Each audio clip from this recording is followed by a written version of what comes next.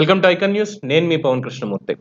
మొత్తం 175 assembly సెగ్మెంట్లకి 25 MP సెగ్మెంట్లకి గాను పొత్తు కుదిరింది.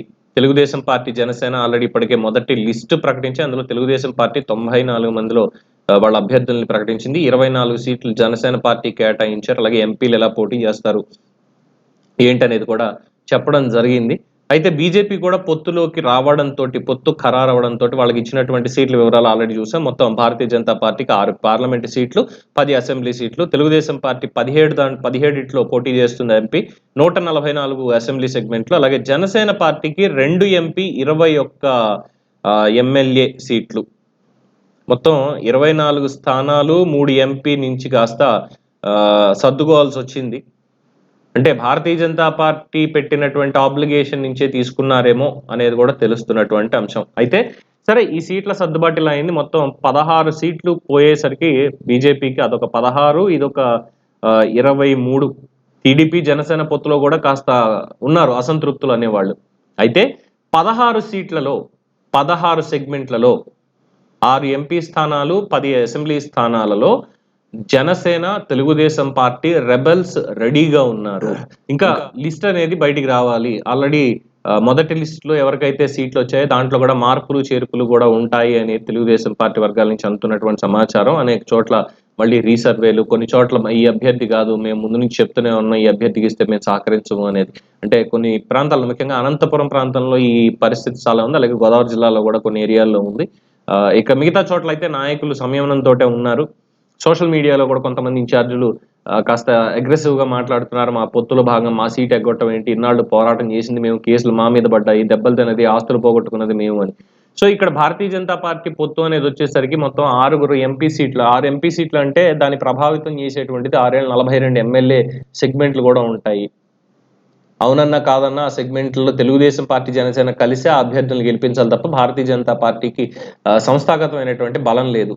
అంటే కేవలం ఆ సీట్లు వాళ్ళకి ఇచ్చి గెలిపించాలి అనేటువంటిదే ఇక్కడ పొత్తులో భాగంగా ఉంది తప్ప ఇంకోటి కానే కాదని కూడా చెప్తున్నారు. సో ఈ 10 ఎమ్మెల్యే 6 ఎంపీ సెగ్మెంట్లలో రెబల్స్ రెడీగా ఉన్నారు. భారతీయ జనతా పార్టీ అభ్యర్థులు ఎవరైతే నించుంటారో వాళ్ళకి వ్యతిరేకంగా తెలుగుదేశం పార్టీ అయినా కానీ, జనసేన కానీ మేము ఇండిపెండెంట్లుగా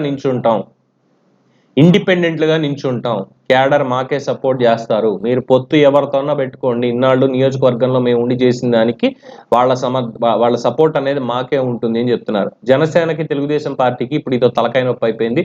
భారతీయ జనతా పార్టీకి ఏం చేయాలో కూడా తెలియట్లేదు.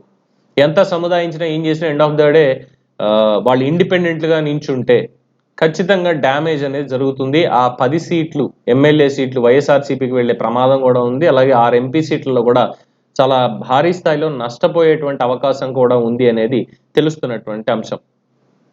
మరి ఈ రెబల్స్ ని కట్టడి చేస్తారా, లేదు పొత్తులో భాగంగా అన్ని సీట్లు దేనికి ఇవ్వాలి అనేటువంటి ఒక పాయింట్ మీద ఏమైనా ఆలోచిస్తారా? అయితే ఎందుకు ఈ పాయింట్ వస్తోంది, ఎందుకు వాళ్ళకి ఆ సీట్లు ఇవ్వాలి అనే దాని మీద చెప్తున్నటువంటి అంశం ఏంటంటే, భారతీయ జనతా పార్టీ కేంద్రంలో అధికారంలోకి మళ్ళీ వస్తుందని అందరూ నమ్ముతున్నారు, చాలా మంది నమ్ముతున్నటువంటి పక్షంలో సపోర్ట్ అయితే కావాలి. ఈ 5 ఏళ్లు జరిగినటువంటి విధ్వంసాన్ని కవర్ చేసుకోవాలన్నా, ఏం చేయాలన్నా వాళ్ళతో సన్నిహిత్యంగా ఉండాలి.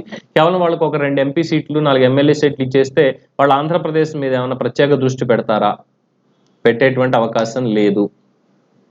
సో ఓ 10 సీట్లు ఇచ్చాము అంటే ఎస్, మనకు 10 మంది ఎమ్మెల్యేలు ఉన్నారు, 6 ఎంపీల్లో కనీసం ఎంతమంది గెలుస్తారో చూద్దాం, చూసిన తర్వాత దాన్ని బట్టి మనం ఏం చేయాలనేది ఆలోచించుకోవచ్చు అనే స్థాయిలో వాళ్ళు ఉంటే, లేదు బాబు మీకు ఇచ్చింది దీనికి, ఖచ్చితంగా మీరు చేసి తీరాల్సింది అనేటువంటి ఒక డిమాండ్ చేసే అవకాశం ఉంటుంది అనే దాని మీదే ఈ సీట్ల పంపిణీ జరిగింది అనేది కూడా చాలా మంది విశ్లేషకులు చెప్తున్నారు. ఏం చేయాలి, అలా కథ ముగిసింది మొత్తానికి. సో ఇక రెబెల్స్, తెలుగుదేశం పార్టీ నుంచి టికెట్ ఫస్ట్ లిస్ట్ లో రాని వాళ్ళు ఎమ్మెల్యే సెగ్మెంట్లో, అలాగే భారతీయ జనతా పార్టీకి ఇచ్చినటువంటి ఈ సీట్లలో ఉన్న తెలుగుదేశం పార్టీ ఇన్ఛార్జీలు, అక్కడ ఎమ్మెల్యే, ఎంపీ అభ్యర్థులు ఎవరైతే ముందు నుంచి ఉన్నారో అందరూ కూడా మేము ఇండిపెండెంట్ గా నిలబడతాం, మాకు వైఎస్ఆర్సీపీకి వెళ్లాల్సినటువంటి అవసరం లేదు, ఇంకో పార్టీలో చేరాల్సిన అవసరం లేదు, మేము ఇండిపెండెంట్ గా నిలబడి గెలిచి చూపిస్తాము అని చెప్పి సవాల్ కూడా చేస్తున్నారట. ఈ తలకాయ నొప్పిని మరి చంద్రబాబు నాయుడు గారు, పవన్ కళ్యాణ్ గారు ఎలా తీరుస్తారు, బీజేపీ ఏం చేస్తుంది అనేది ముందు చూడాలి. దీని మీద మీ అభిప్రాయాన్ని కామెంట్స్ రూపంలో తెలియజేయండి. చూస్తూనే ఉండండి ఐకాన్ న్యూస్. నేను మీ పవన్ కృష్ణమూర్తి.